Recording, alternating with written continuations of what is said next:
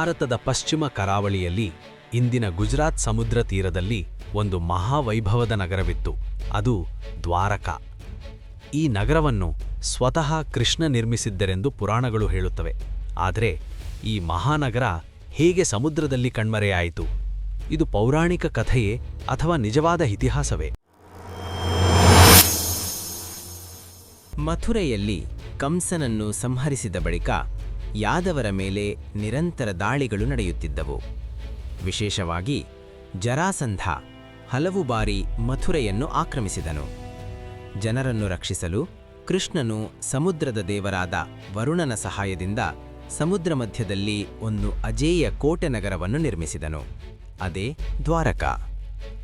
ಪುರಾಣಗಳ ಪ್ರಕಾರ ಬಂಗಾರದ ಅರಮನೆಗಳು, ಅಗಲವಾದ ರಸ್ತೆಗಳು, ಭದ್ರಗೋಡೆಗಳು, ಸುಂದರ ತೋಟಗಳು, ದ್ವಾರಕಾ ಅಂದು ಭಾರತದ ಅತ್ಯಂತ ಶ್ರೀಮಂತ ಮತ್ತು ಭದ್ರ ನಗರವಾಗಿತ್ತು.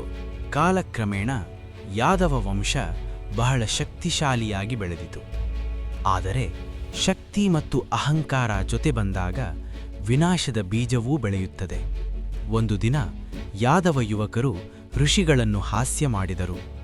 ಅವರು ಗರ್ಭಿಣಿಯಂತೆ ವೇಷಧರಿಸಿ ಋಷಿಗಳ ಮುಂದೆ ಹೋಗಿ ಹುಟ್ಟೋದು ಹುಡುಗನ ಹುಡುಗಿಯ ಎಂದು ಕೇಳಿದರು. ಕೋಪಗೊಂಡ ಋಷಿಗಳು ಶಾಪ ನೀಡಿದರು. ಈ ಗರ್ಭದಿಂದ ಹುಟ್ಟೋದು ಲೋಹದ ಮುಷ್ಟಿ, ಅದು ನಿಮ್ಮ ವಂಶವನ್ನೇ ನಾಶ ಮಾಡುತ್ತದೆ. ಹಾಗೇ ಆಯಿತು. ಆ ಲೋಹದ ತುಂಡನ್ನು ಪುಡಿ ಮಾಡಿ ಸಮುದ್ರಕ್ಕೆಸೆದರೂ ಅದು ಮರಳಾಗಿ ತೀರದಲ್ಲಿ ಬೆಳೆದಿತು. ಒಂದು ದಿನ ಯಾದವರು ಮದ್ಯಪಾನ ಮಾಡಿ ಪರಸ್ಪರ ಜಗಳವಾಡಿದರು. ಅದೇ ಮರಳಿನಿಂದ ಬೆಳೆದ ಗದ್ದೆಗಳು ಕಠಿಣ ಆಯುಧಗಳಾಗಿ ಬದಲಾದವು. ಅವರು ಒಬ್ಬರನ್ನೊಬ್ಬರು ಕೊಲ್ಲತೊಡಗಿದರು. ಇದು ಕೃಷ್ಣ ಕಣ್ಣೆದುರೇ ನಡೆಯಿತು. ಯಾದವ ವಂಶ ಸಂಪೂರ್ಣವಾಗಿ ನಾಶವಾಯಿತು. ಇದಾದ ಬಳಿಕ ಕೃಷ್ಣನು ಅರಣ್ಯಕ್ಕೆ ತೆರಳಿ ಧ್ಯಾನಕ್ಕೆ ಕುಳಿತನು. ಆ ಸಮಯದಲ್ಲಿ ಜರ ಎಂಬ ಬೇಟೆಗಾರ ಕೃಷ್ಣನ ಪಾದವನ್ನು ಜಿಂಕೆ ಎಂದು ತಪ್ಪಾಗಿ ಭಾವಿಸಿ ಬಾಣ ಹಾರಿಸಿದನು. ಬಾಣ ಕೃಷ್ಣನಿಗೆ ತಗುಲಿತು. ಅವತಾರ ಪೂರ್ಣಗೊಂಡಿತು. ಕೃಷ್ಣನು ತನ್ನ ದೇಹವನ್ನು ತ್ಯಜಿಸಿದನು. ಕೃಷ್ಣನ ನಿರ್ಗಮನದ ನಂತರ ಒಂದು ವಿಚಿತ್ರ ಘಟನೆ ನಡೆಯಿತು.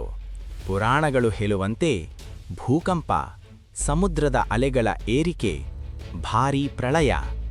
ನಿಧಾನವಾಗಿ ಸಮುದ್ರದ ನೀರು ನಗರವನ್ನು ಆವರಿಸತೊಡಗಿತು. ಅರಮನೆಗಳು, ಗೋಪುರಗಳು, ಮಹಾರಸ್ತೆಗಳು ಒಂದೊಂದಾಗಿ ಸಮುದ್ರದಲ್ಲಿ ಕಣ್ಮರೆಯಾದವು. ಅರ್ಜುನನು ಉಳಿದ ಮಹಿಳೆಯರು ಮತ್ತು ಮಕ್ಕಳನ್ನು ಕರೆದೊಯ್ಯಲು ಬಂದಾಗ ಅವನು ಕಣ್ಣಾರೆ ನೋಡಿದನು ದ್ವಾರಕಾ ಸಮುದ್ರದಲ್ಲಿ ಮುಳುಗುತ್ತಿದ್ದುದನ್ನು. ಕೆಲವೇ ಗಂಟೆಗಳಲ್ಲಿ ಮಹಾವೈಭವದ ನಗರ ಸಂಪೂರ್ಣವಾಗಿ ಸಮುದ್ರದ ಅಡಿಯಲ್ಲಿ ಕಣ್ಮರೆಯಾಯಿತು. ಇದು ಕೇವಲ ಪೌರಾಣಿಕ ಕಥೆಯೇ? ಆಧುನಿಕ ಕಾಲದಲ್ಲಿ ಸಮುದ್ರದ ಅಡಿಯಲ್ಲಿ ಸಂಶೋಧನೆ ನಡೆಸಿದಾಗ ಗುಜರಾತ್ ಕರಾವಳಿಯಲ್ಲಿ ಕೆಲವು ಪುರಾತತ್ವ ಅವಶೇಷಗಳು ಪತ್ತೆಯಾಗಿವೆ. ಕೆಲವರು ಇತಿಹಾಸಕಾರರು ಹೇಳುವಂತೆ ಇದು ಪುರಾತನ ಬಂದರು ನಗರವಾಗಿರಬಹುದು. ಆದರೆ ಅದು ಕೃಷ್ಣನ ದ್ವಾರಕೆಯೇ ಎಂಬುದು ಇನ್ನೂ ಚರ್ಚೆಯ ವಿಷಯವಾಗಿದೆ. ಒಮ್ಮೆ ವೈಭವದಿಂದ ಕಂಗೊಳಿಸಿದ ದ್ವಾರಕಾ ಇಂದು ಸಮುದ್ರದ ಅಡಿಯಲ್ಲಿ ಮೌನವಾಗಿ ಮಲಗಿದೆ. ಆ ನಗರ ನಿಜವಾಗಿಯೂ ಇತ್ತ, ಅಥವಾ ಅದು ಕೇವಲ ಪೌರಾಣಿಕ ಸಂಕೇತವೇ? ಈ ಪ್ರಶ್ನೆಗೆ ಉತ್ತರ ಹುಡುಕುವುದು ಇನ್ನೂ ಮುಂದುವರಿದಿದೆ. ಹೊಸ ವಿಡಿಯೋಗಳಿಗಾಗಿ ಬೆಲ್ ಐಕಾನ್ ಒತ್ತುವುದನ್ನು ಮರೆತಿರಬೇಡಿ. ನಿಮ್ಮ ಒಂದು ಸಬ್ಸ್ಕ್ರೈಬ್ ನಮಗೆ ದೊಡ್ಡ ಪ್ರೋತ್ಸಾಹ. ಧನ್ಯವಾದಗಳು.